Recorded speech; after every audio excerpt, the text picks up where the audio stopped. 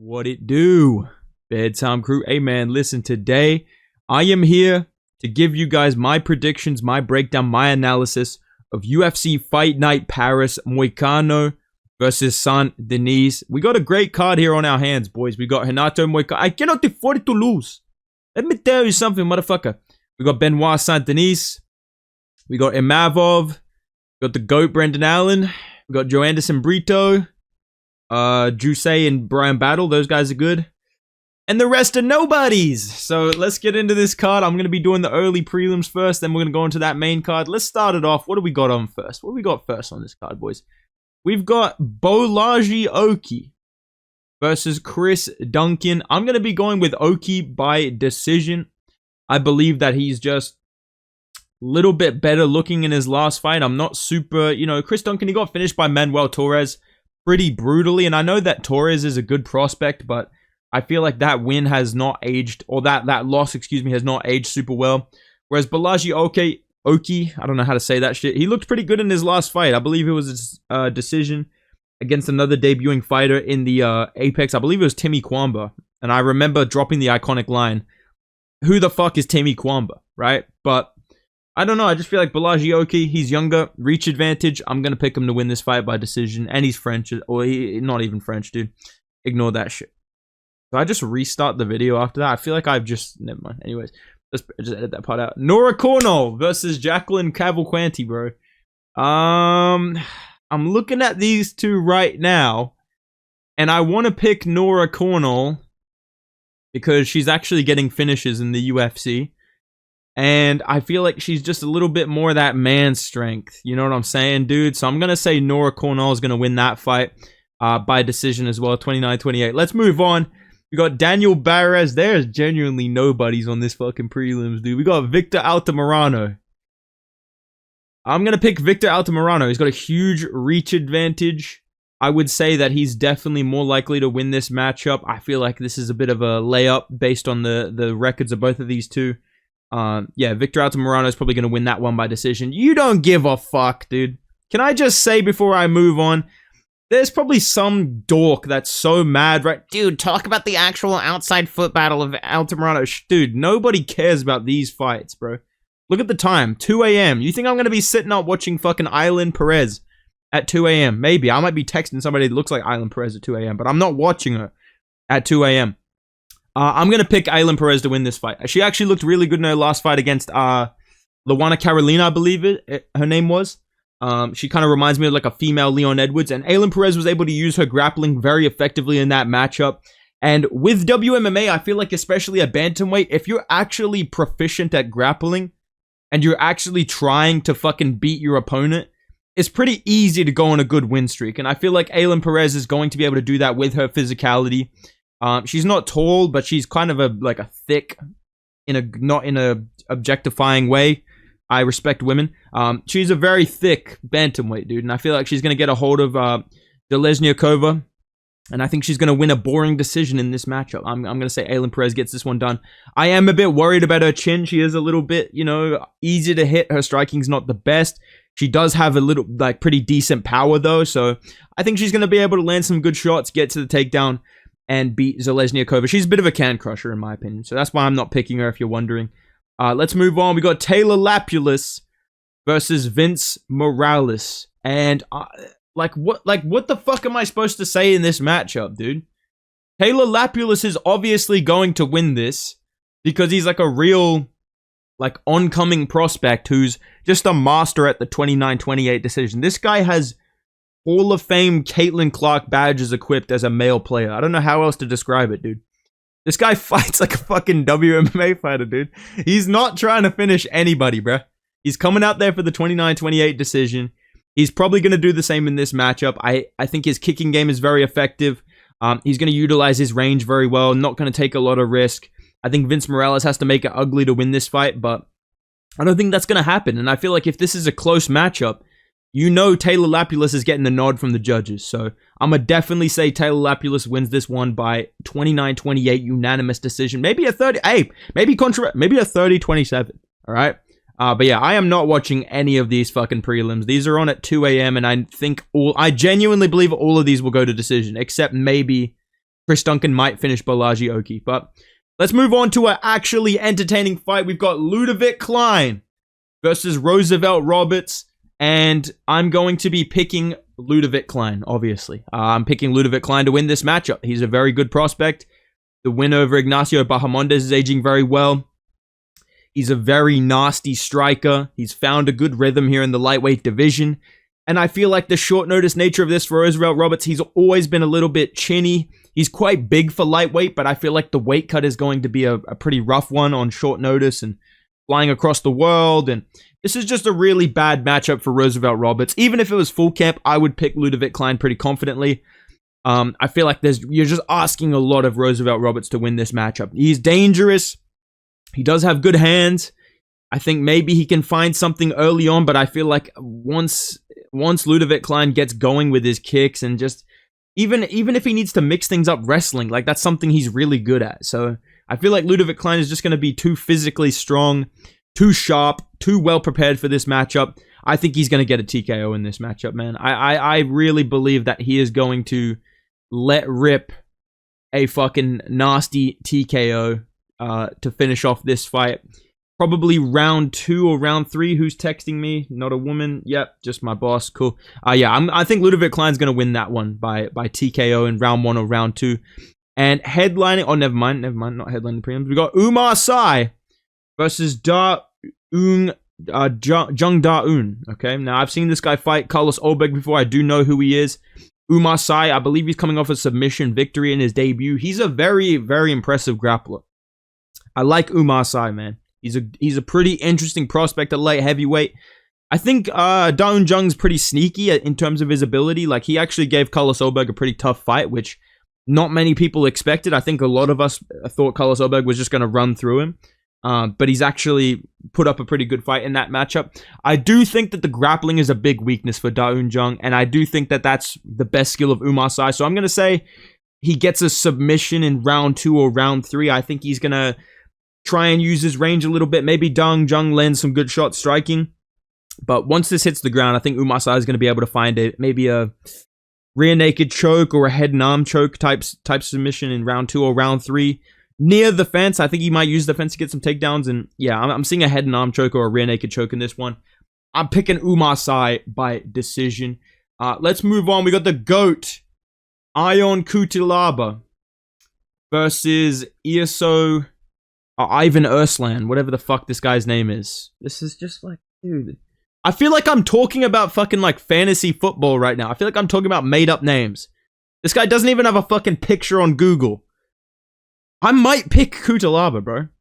I know that he's like completely washed at 30, but he still will randomly have good performances where he just mogs somebody.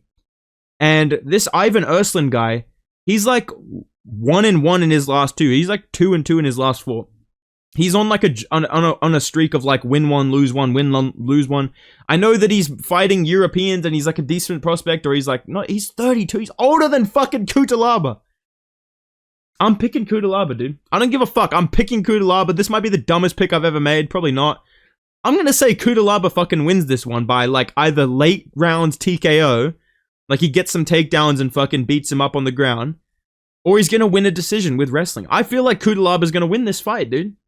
This guy, Ivan Erslan, has been KO'd, I think twice, or maybe 3 times. I think all of his losses might be my KO. At least 2 of them I saw were.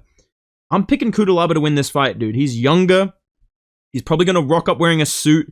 This is his last opportunity. Felipe Lins' last loss. I know that Lins is like old and a bit of a blob, but he's like actually somewhat skillful. He's on a decent win streak. I'm going to say Cutelaba wins this one, dude. I think we're going to get a Devin Clark type performance from Ion Cutelaba here, where like how he did against Devin Clark, not with him coming out and getting yelled at by his dad. But these are my picks for the prelims. I got Cutelaba, I got Sai, I got Klein, I got Lapilus, I got Perez, Altamirano, Cornell, and Oki. Alright, dude, if anybody was wondering. Let's talk about this main card, because this is actually a good main card. They've clutched up. First one on the card, we've got Faras ZM versus Matt Frivola.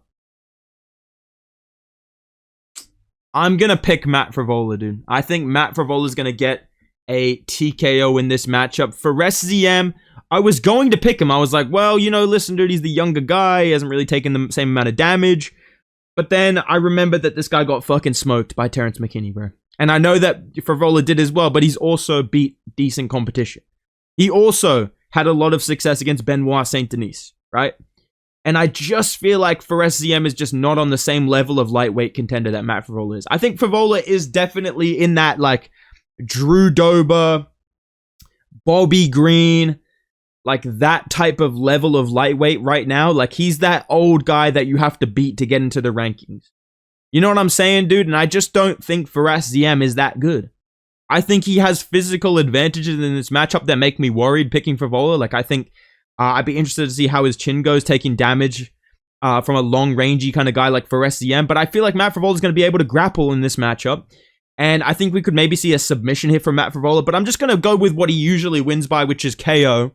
And I think he'll mix up the grappling or use the threat of the takedown to get a KO. Round 1 or round 2. And I know for a fact this guy's going to try and start a steamroller chant when he wins. So I'm going off that premonition. I just think Matt Favola is just a little bit level higher than Fares ZM. Maybe he's improved enough to win this fight, but I think Matt Favola is just better. And I think he's going to get a win by KO in this matchup. I could see a submission, like I said, but I'm going to say KO. Next up on the card, we've got Morgan Charrier versus Gabriel Miranda. I'm going with Charrier by TKO, dude. I think he's gonna get a TKO in this matchup. I think this is a bit of a gimme fight for him. Gabriel Miranda, he beat Shane Young, but it's Shane Young. You know what I'm saying? I don't want to see any comments. Yo, you fought Shane Young. You are Shane Young. No. Don't fucking pull that shit on me, dude. All right? Gabriel Miranda beating Shane Young, it doesn't impress me. It doesn't make me think he's going to beat Morgan Charrier. You know, a lot of people like to shit on Charrier, but at the same time, he did have a very competitive matchup with Chepe Mariscal. You know, I know Chepe Mariscal won that fight, and I picked Chepe, so I didn't say it was a robbery, but I could see the argument. You know what I'm saying? Hey, I'm not saying it's a robbery. I'm just saying it's possible. All right, dude? But I think that just shows the level of Morgan Charrier. Like, I think a guy like Jack Jenkins or fucking Chepe Mariscal would find a way to finish Gabriel Miranda. Or at least dominantly beat him. And Morgan Charrier, I think he's on that similar kind of level, and I think he's going to get a TKO in this matchup. Round 1, round 2, it's kind of a layup for the French fighter in this matchup, I believe, and I think some of these are like that, but then when you get to these top 4 fights, it's almost like the fucking opposite. Like, they tried to find the hardest matchup for them in the division on the rest of the card, and I'm really excited because not even featured fight, dude. Kevin Jousset versus Brian Battle. I'm so fucking hyped for this, man. You guys know that I love welterweight with a passion. And one of my favorite things at welterweight is Brian Battle. Alright, I like this matchup. I do think it's winnable for both. I think it's going to be a very, very close matchup. And I'm almost willing to say that I think Kevin Jousset is going to win, and it's going to be like a very tough to score fight. I think there's no way in my mind where Jousset absolutely smokes Brian Battle, simply because he's more of a striker, and he does have good grappling, but he's like a clean CKB type of striker. Like, he's going to try and jab at range and leg kick. Brian Battle's looking for shots on the inside. He's very, very sharp. His head kicks are really nasty as well. He's got a good long range for the welterweight division. I think the grappling is going to kind of cancel it out between both of them. Like, I think if anybody's going to shoot first, it might be Brian Battle because he's really slick with it, but Kevin Jousset is more of an upright kind of grappler. It's a super fucking interesting matchup. I can't wait to watch it. I feel like most of it will be played at range striking. And I feel like Kevin Jousset, having all this experience training with Israel Adesanya and apparently kicking his ass in the gym all the time and just being this dangerous prospect that I've seen fight guys like JDM and be a tough fight for him. I think Jousset is just going to be able to win this one if it's a long-range kickboxing match, which is what I think it will be. I think maybe if they grapple, Brian Battle can maybe tire him out and find like a late round submission, like a round 3 submission. I could see that happening. But based on what I think the matchup's going to be, which is, like I said, like a long-rangey kickboxing match, I think Jousset is going to be able to outbox him. I think he's going to have a little bit more power just because he seems like the bulkier, kind of bigger man. Brian Battle's a little bit more lean and lanky and quicker. I think it's going to be a pretty competitive matchup, but I'm leaning Kevin Jousset. And I hate to be this guy, but if it goes to the judges and it's close, I feel like they're going to give it to Kevin Jousset because he's French, you know? So I'm going to say Jousset wins this one by decision, 29-28. Yeah, I'm super fucking excited for this matchup, though, dude. I'm really looking forward to it, man. Featured fight of the card. Another one I'm really looking forward to. We got Joe Anderson, Brito. Dan Ige, motherfucker. Dan Ige. Where you at, motherfucker? I hope he calls out Dan Ige when he wins, bro. I'm picking Brito. I don't know why the fuck Brito is fighting William Gomez when he should be fighting like Bryce Mitchell or Cavalcade. He should be fighting in the rankings is what I'm saying. He was ranked when he won his last fight, but they took him out of the rankings. I don't know why. And I just don't like this matchup for William Gomez. He's not aggressive at all. Like, Joe Anderson Brito is going to get after him. He's probably going to take him down. And if they strike, he's got nasty fucking kicks and power, dude. I think Brito is going to win this one by submission, dude. I think he's going to get after Gomez aggressively. I think he's going to take this one to the ground. And I feel like they're going to scramble decently well. Brito is going to find a submission on top. Either that or like a brutal ground and pound KO. I think Brito is going to finish him inside 2 rounds. He is one of the best featherweight prospects, dude. Like, I feel like Joe Anderson Brito, I've been saying this for fucking ages, dude, but I feel like he is such a dark horse in this division. I could see him beating most guys ranked above him. Like, he's fucking dangerous, and he's scary as fuck, too, dude. I just can't, yeah. Joe Anderson Brito, I feel like I'm George in that edit talking about Andrew Tate right now, but yeah. Joe Anderson Brito, I'm picking him pretty confidently to win this matchup. I think he's just too dangerous. Way more likely to cause damage. Way more likely to cause a finish in this matchup. William Gomez basically has to be perfect the entire fight to win this, and I just don't see that happening against a guy as good as Brito. Alright. Co-main event, boys. Nassourdine Imavov versus Brendan Allen. I have like an ISO speed smile on my face right now. I'm picking Brendan Allen. I'm picking Brendan Allen by decision. I think Brendan Allen is going to march across the cage, land some good shots in the boxing. He's going to take down Nassourdine Imavov just like Jared Cannonier did inside 2 minutes, take his back, and ride out the first round on Nassourdine Imavov's back for the majority of it. I could see Imavov getting back up to his feet before the end of the round, but I think Brendan Allen's going to get on his back pretty early. I think his boxing is extremely underrated. People only watch his lowlights. Like, there has never been a man more goofed on than fucking Brendan Allen. And me included, bro. I put this guy in my pound-for-pound bottom 15 ranked fighters. But I've been rewatching his fights lately, and Nassourdine Imavov's. Nassourdine Imavov gets, like, controlled in grappling and in the clinching pretty fucking easily by Dolidze, Cannonier. Brendan Allen is bigger and better at grappling. I would say bigger and better at grappling 100% than Jared Cannonier. I would say you could make an argument Dolidze is more dangerous as a grappler when it hits the mat, but Brendan Allen is a better wrestler. He was able to take down Chris Curtis multiple fucking times, like pretty easily sometimes as well, and get to his back over and over and over again. And I just feel like 3 rounds is just short enough to where Brendan Allen can get enough back takes, enough control time, enough good moments in the boxing. He has good kicks as well. I think those will work well for him, considering he's not at a reach disadvantage in this matchup. Even though Imavov's kind of like a rangy sniper, I think Allen is going to be able to land more shots than people are expecting. And I think if this was a 5-rounder, I would be like, well, he's going to get chinned at some point. But I think in a 3-rounder, I can trust Allen to not get Goofy Goober chinned badly enough to lose the fight. You know, as long as Jason Herzog's not the ref. I think Allen's going to win this fight. I think he's going to be able to get to the back of Nassourdine Imavov, control him, maybe make him work really hard to get back up. I could see Imavov slowing down if that's the case, because Allen just marauds. Like, he is genuinely a marauder, dog. He walks through the fire. He's got nasty leg kicks. He's got good body kicks, good jab. I think Allen is a very underrated middleweight contender. I think he's going to win this fight by decision. I'm picking Brendan Allen to win. I could see a submission, but I think Imavov is pretty high level, especially early on, which is where I think Allen will have the quickest back take. I think it's going to also help Imavov if it's early, because he's going to have the most energy to defend. So I'm going to say Allen by decision based on control time and, you know, some good shot striking. Mixing it up, I think the threat of the takedown will help him as well. Main event, boys. Main event. Now, you guys know I have a very checkered history with Benoit Saint Denis. Obviously, I was the man brave enough on MMA YouTube to say, you know what? I'm not picking this guy to beat Dustin Poirier. He's a marauder. He has the head movement of Ronda Rousey. I said all of this. All right? I'm picking him to beat Renato Moicano, dog. I think he is going to beat Moicano, because Moicano does not have the power of Dustin Poirier. Okay? He does have very high level grappling, but we haven't really seen a lot of people get after him offensively grappling. And I don't know if that's what Benoit is going to do. I feel like we're going to see more just of the same from Benoit, just body kicks, elbows. The thing about Moicano compared to Poirier is Moicano just wears damage so often, so early.